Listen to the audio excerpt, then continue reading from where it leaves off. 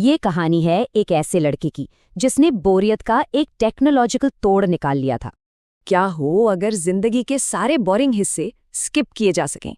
यही सवाल था रोहित का।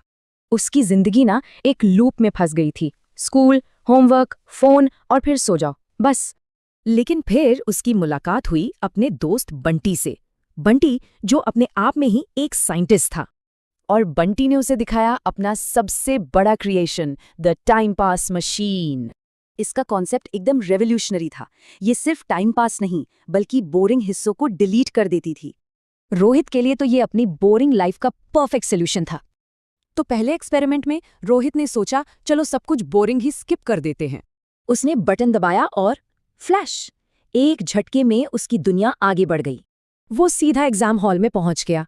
अरे क्लास तो स्किप हुई, साथ में पढ़ाई भी स्किप हो गई। अच्छा, इस बार उसने सबक सीखा। उसने ज्यादा स्पेसिफिक कमांड दी, सिर्फ स्कूल स्किप करो। एक और फ्लैश और वो घर पर था। उसे लगा वाह, इस बार तो काम बन गया। लेकिन वो स्किप करके सीधा पहुंचा उस पल पर जब रिजल्ट आ गया था और वो फेल हो गया। मशीन उसकी लाइफ में ना पूरा रायता फैला रही थी और असली कहानी तो अब शुरू होती है। रोहित ने मशीन को एक आखिरी मौका दिया, एक बहुत ही केयरफुल इंस्ट्रक्शन के साथ। लेकिन ये वाला फ्लैश कुछ अलग था। ये पहले वालों से कहीं ज्यादा बड़ा लगा। और एक ही पल में वो बच्चा नहीं रहा, वो सीधा एक एडल्ट बन चुका था। तब उसे वो भयानक एहसास हुआ, उसने सिर्फ बोरियत नहीं अपना पूरा बचपन ही स्किप कर दिया था। तब जाकर उसे असली बात समझ आई कि बोरिंग पलों के बिना मजेदार पलों की कोई कीमत ही नहीं है। और इस नई समझ के साथ रोहित को अब पता था कि उसे क्या करना है।